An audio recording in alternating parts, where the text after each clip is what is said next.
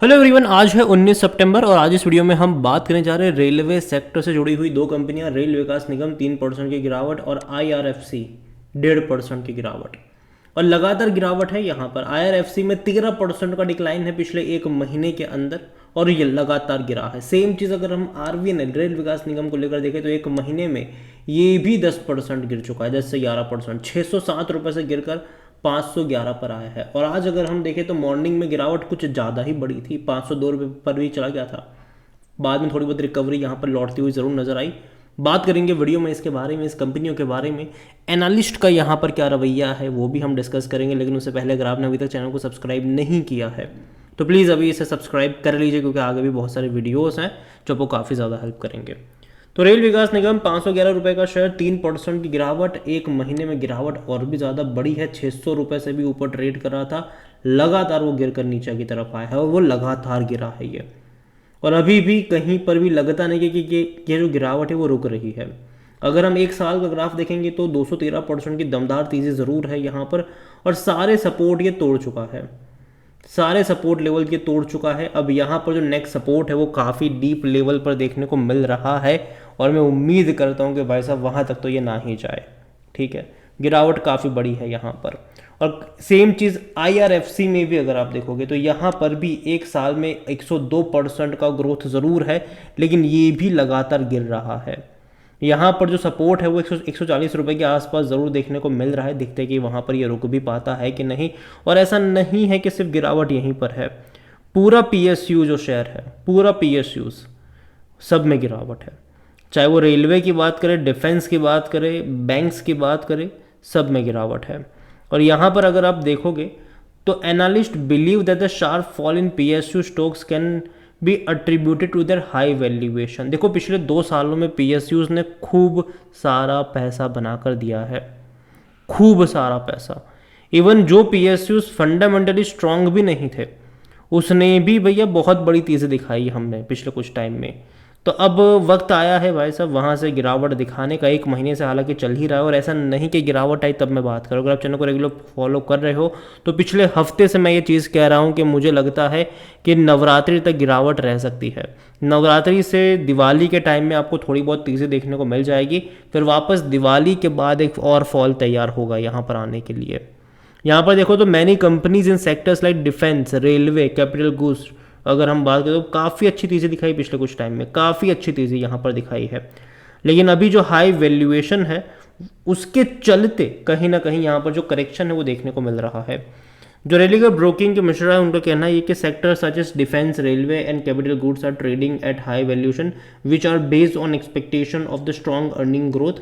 Investor need to be cautious because if their expectation are not met it could negatively impact the valuation.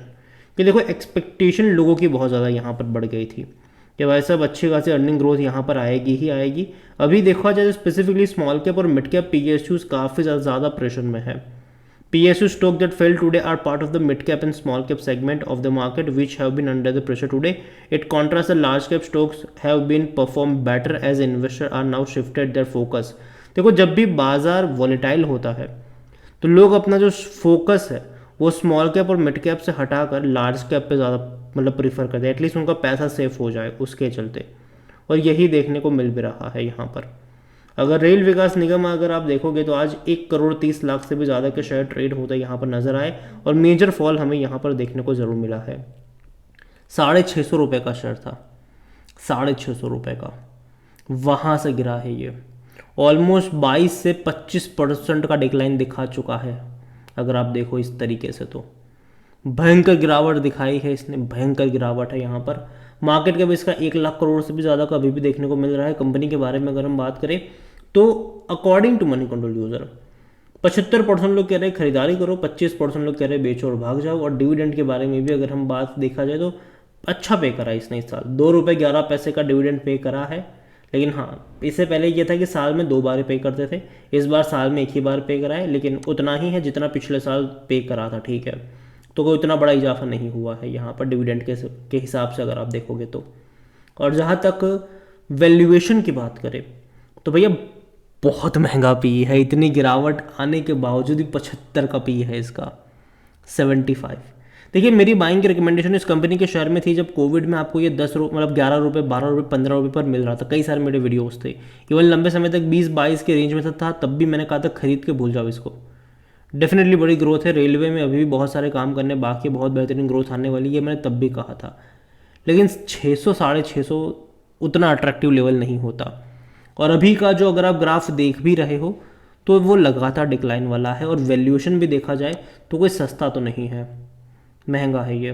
और PSUs में जिसके valuation बहुत ज़्यादा महंगे हैं वहाँ पर गिरावट ज़्यादा देखने को मिल रही है, जिसने बहुत सारा पैसा बनाकर दे दिया है वहाँ पर भी गिरावट, और ये कंपनी उनमें से एक है। कोई भी एनालिस्ट खरीदारी की बात नहीं कर रहा है। फिनेंशियल्स देखोगे अगर आप इस कंपनी के, तो ठीक नहीं थे लास्ट क्वार्टर में, सिर्फ 230 करोड़ का ही प्रॉफिट था इनका, जबकि इससे पहले ही क्वार्टर में 350, 400, पौने 500 करोड़ तक के प्रॉफिट कर चुके थे ये। तो प्रॉफिट काफ़ी ख़राब था इनका, इवन रेवेन्यू और ज़्यादा ख़राब था, 4340 करोड़ का ही रेवेन्यू रहा, जबकि कंपनी 7000, 5000 मतलब करोड़ के रेवेन्यू कर रहे थे।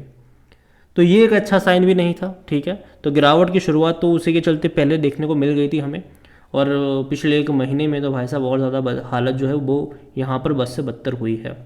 और जहाँ तक शेयर होल्डिंग के बारे में देखें तो प्रमोटर की होल्डिंग 72.84% की। प्रमोटर कौन है? गवर्नमेंट है, सरकारी कंपनी है ये। 0.19% म्यूचुअल फंड्स के पास है। डोमेस्टिक इंस्टीट्यूशन 6.58% पर है, और इस डोमेस्टिक इंस्टीट्यूशन में बड़ी क्वांटिटी LIC वाले लेकर बैठे हैं, LIC के पास है। FIs यहाँ पर 3.13% का स्टेक है। रिटेल इन्वेस्टर अगर आप देखो तो बहुत बड़ी क्वांटिटी लेकर बैठे हैं, 14.39%। लेकिन next share holding pattern important होगा कि कौन खरीद रहा था, कौन बेच रहा था। शायद ये हो सकता है कि रिटेल इन्वेस्टर मतलब तब भी खरीद रहे थे और इंस्टीट्यूशन थे वो बेच रहे थे, वो देखना यहाँ पर इंटरेस्टिंग होगा। अदर पार्टीज के पास 2.87% का स्टेक देखने को मिल रहा है। ओवरऑल अगर मैं बात करने जाऊँ रेल विकास निगम को लेकर, तो अगेन देखो कंपनी जो है वो ख़राब तो नहीं है, लेकिन अगर मैं इसका ग्राफ देख रहा हूँ तो वो लगातार गिरावट ही दिखा रहा है। कहीं पर भी सपोर्ट कह लो, बेस कह लो, वो बन ही नहीं रहा। तो जब तक यहाँ पर कोई सपोर्ट नहीं बनता, कोई बेस नहीं बनता, मैं इतना ही कहूँगा, दूर बैठो, तमाशा देखो, जल्दबाजी मत करना। और IRFC को लेकर अगर मैं बात करूँ, देखो ये कंपनी मुझे अच्छी लगती है, ठीक है। इवन जब आपको मिल रहा था बहुत सस्ता, तब मेरे बाइंग की रिकमेंडेशन यहाँ पर रही थी। जब 22, 23, 25 पे ट्रेड का, मैंने कहा था खरीद के भूल जाओ।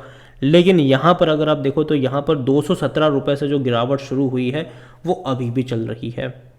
ऑलमोस्ट कह सकते हैं कि ये गिरावट दिखा चुका है 25% की, ऑलमोस्ट गिरावट दिखा चुका है। तो यहाँ पर अभी भी जो सपोर्ट है वो 135 रुपये के आसपास नज़र आ रहा है। देखते कि वो इंटैक्ट रहता है कि नहीं, और वहाँ पर आपकी नज़र होनी चाहिए IRFC में। ओवरऑल देखो ये मेरा पर्सनल ओपिनियन है, कोई भी इन्वेस्टमेंट एडवाइस नहीं है। ये वीडियो को यहीं पे एंड करता हूँ। पसंद आया हो तो लाइक करो, शेयर करो, चैनल अगर आप पहली बार हैं तो प्लीज़ सब्सक्राइब करें। और IRFC और RVNL दोनों में से कौन सी कंपनी आपको पसंद या फिर आप होल्ड कर रहे हो कि नहीं, वो भी आप मुझे कमेंट में लिख के ज़रूर बताइएगा। Thank you.